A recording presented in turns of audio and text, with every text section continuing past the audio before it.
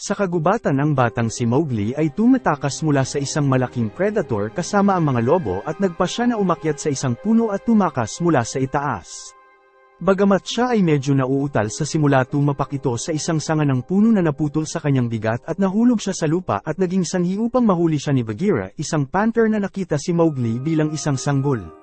At dahil sa galit sinabi ng pusa na kung ito ay isang tunay na pangangaso ay katapusan na niya at pinayuhan ito na huwag lumayo sa grupo, ngunit ang batang lobo ay hindi seryoso at sinabing makakatakas ito kung hindi nabali ang sanga. At sumagot si Bagheera na patay ang puno at ang mga baging nito ang tanda dahil sinisip-sip ng mga ito ang tubig alat na siyang sumisira sa puno at pagkatapos ng aral dinala ng itim na pusa si Mowgli upang makasama nito ang natitirang bahagi ng grupo. Kung saan ang ama nitong si Aquila at ina nitong si Raksha ay pinalaki siya sa loob ng maraming taon, ngunit dahil hindi natututo sa pamamaraan ng mga lobo ang bata ay nahihirapan pa rin kasama ang kanyang mga lobo na kapatid. At habang lumilipas ang araw ng tag-ulan ay natapos na at nagsimulang matuyo ang mga ilog sa kagubatan na nag-iwan sa bayamay na mas tuyo at nagpapakita sa isang bato na nasa ilalim ng ilog at hudyat na ang tubig ay malapit ng matuyo ng tuluyan. At sa tuwing nakikita ang bato lahat ng hayop ay nagsisimulang magkaroon ng kapayapaan kung saan pinagbabawal ang panghuhuli sa tabing ilog at nagiging sanhi ng iba't ibang uri ng hayop na dumagsa sa maliit na tubig na natitira. At dahil sa napakaraming hayop na magkakasama na sabik si Mowgli na pumunta sa ilog at binalaan nito ni Raksha na ang ilan sa mga ito ay hindi pa nakakakita ng isang tao kaya kailangan nitong magpakabait hanggat maaari. At sa kabila ng mga babala ng kanyang ina ang batang lobo ay nagsimulang mag-ipon ng tubig gamit ang isa sa kanyang imbensyon at tinakat ang iba pang hayop. Habang nakuha ang atensyon ng kanyang anak napansin ni Aquila ang mga naligalig na ibon at naisip ang mga susunod na mangyayari at inutusan si Mowgli na magtago sa likuran nila. At sa mga sandaling yun lumitaw si Shere Khan sa harap ng lahat at lumapit sa tubig upang pawiin ang kanyang uhaw, ngunit kahit napakaraming hayop na amoy nito ang isang tao at nagtatanong kung ano ang nangyayari. Agad na sinabi ni Aquila na si Mowgli ay parte ng kanyang grupo at ang iba pang lobo ay naghandang ipagtanggol siya sa kanilang buhay, ngunit sinabi ni Shere Khan na igagalang nito ang tigil tubig at babalik kapag napuno na ulit ang ilog at tatapusin ang lahat ng magtatanggol sa tao. At pagkatapos ng ilang linggo ng tagtuyot bumalik ang ulan at ang grupo ay nagtipon upang magpasya kung ano ang gagawin at nagpilit kay Aquila na gawin ang pinakamahirap na desisyon na ipadala ang kanyang anak upang manirahan kasama ang mga tao. At dahil natagpuan si Mowgli nag-alok si Bagheera na ibalik ito at sinubukan ni Raksha na lumaban, ngunit alam ng ibang miyembro ng grupo na siya ay magiging ligtas lamang kasama ang mga tao at hayaan ang panther na ihatid siya.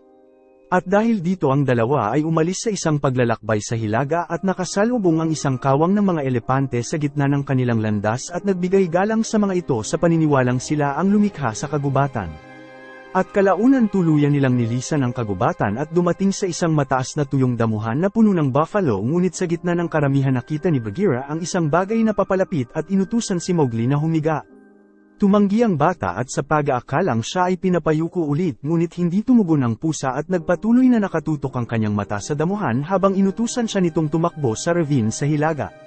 At pagkatapos lumabas si Shere Khan mula sa damuhan at sinubukan na umatake kay Mowgli, ngunit napigilan ito ni Bagheera na nagsimulang harapin siya. At sa kabila ng pagiging malaking pusa hindi kayang makipaglaban ng panther ng matagal at natalo ito ng tigre na nagsimulang tumakbo sa bata, ngunit nasagasaan ang kawang ng mga buffalo na sinusubukan din tumakas. At sinamantala ang pagkakataon tumalon si Mowgli sa ravine na hindi nagtagal ay nasakop ng mga baka at nagpilit sa bata na tumalon sa isa upang matakasan ang predator. At matapos na makitang nakatakas ang bata pumunta si Shere Khan sa mga lobo at humiga sa tabi ni Aquila upang magtanong kung bakit hindi nila ibinigay ang bata at gustong malaman kung saan ito nagpunta.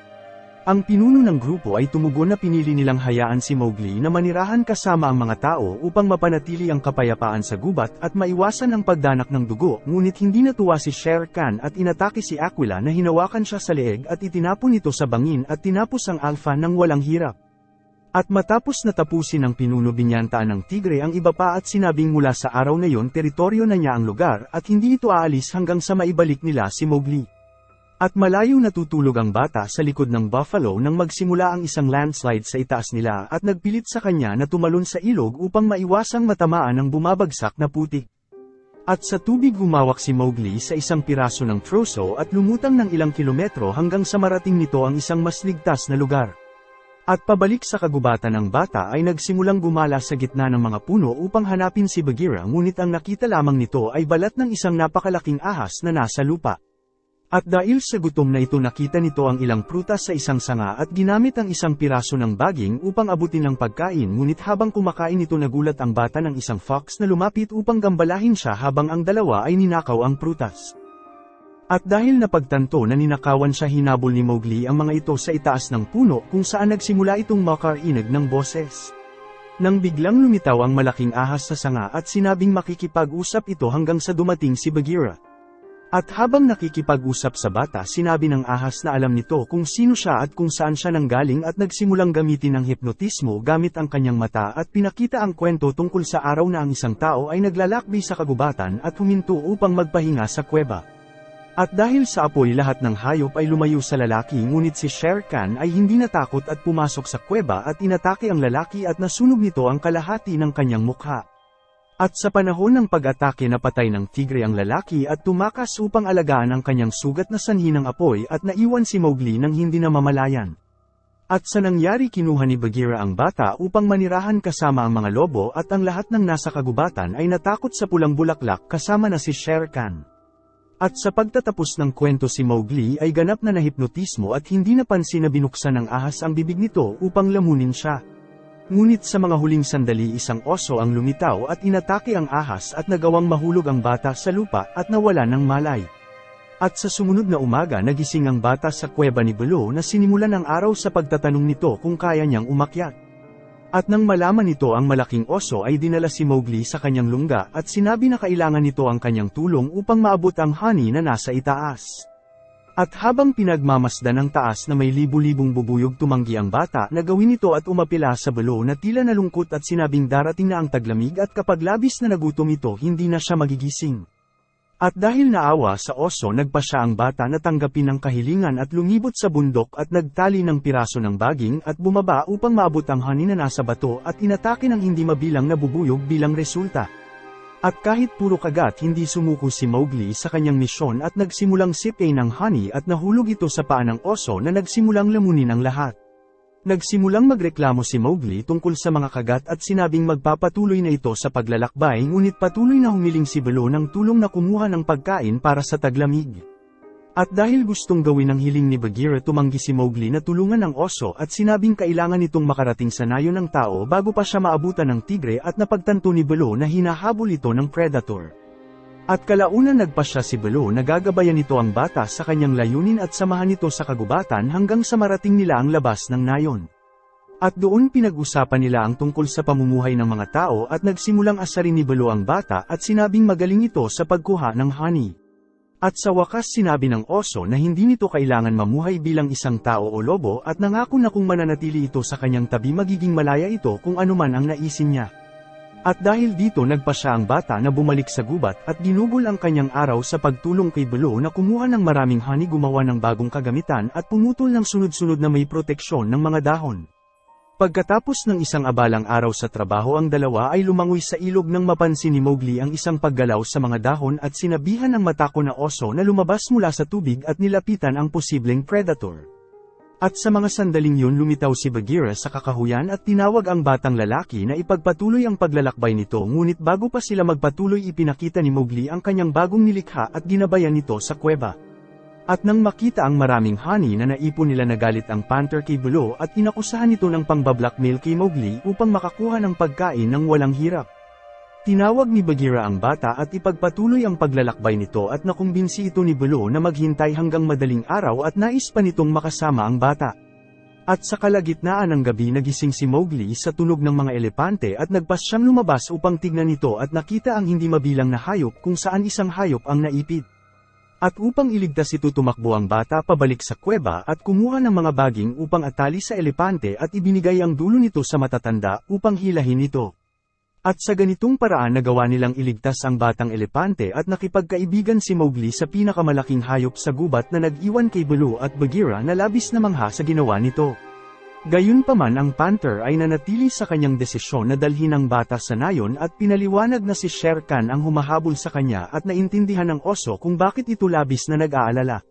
At kahit pa sinabi ni Baloo na kaya itong ipagtanggol ni Aquila at sinabi ng pusa na pinatay na ito ng tigre at nakumbinsi ang oso na ang pinakamagandang opsyon kay Mowgli ay manirahan kasama ang mga tao na malayo sa panganib. At dahil alamang panganib ng bata, pumunta ang oso sa kanya at sinabi na oras na para maghiwalay sila at pinayuhan na pumunta ito sa nayon ng mga tao. Pagkatapos ay sinabi ni Mowgli na gusto nitong makasama siya at tinuturing niya itong matalik na kaibigan at nagpilit kay Baloo na magsinungaling at sinabing hindi niya ito gusto at sinasamantala lang siya nito upang makakuha ito ng honey. At sa wakas sinabi ng oso na hindi na siya kailangan nito at pinapalayas ito sa kanyang teritoryo dahilan para tumakbo ang bata sa itaas ng puno na may labis na galit. At habang nakaupo sa sanga si Mowgli ay binisita ng isang maliit na albino na umungol at tumawag ng ilan pang unggoy na humawak sa bata at dinala ito sa puno at itinapon siya sa isang tabi patungo sa kabilang panig.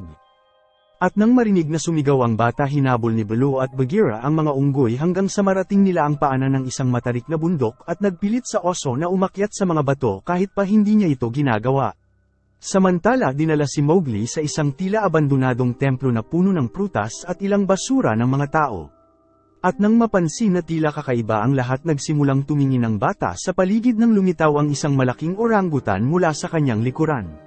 Habang nakatago sa anino pinakilala ng primate ang kanyang sarili bilang Haring Luis at sinabing maproprotektahan siya nito mula kay Shere Khan at anumang iba pang panganib sa kagubatan ngunit kailangan nitong magbayad sa pamamagitan ng paglalahad kung paano kinokontrol ng mga tao ang pulang bulaklak.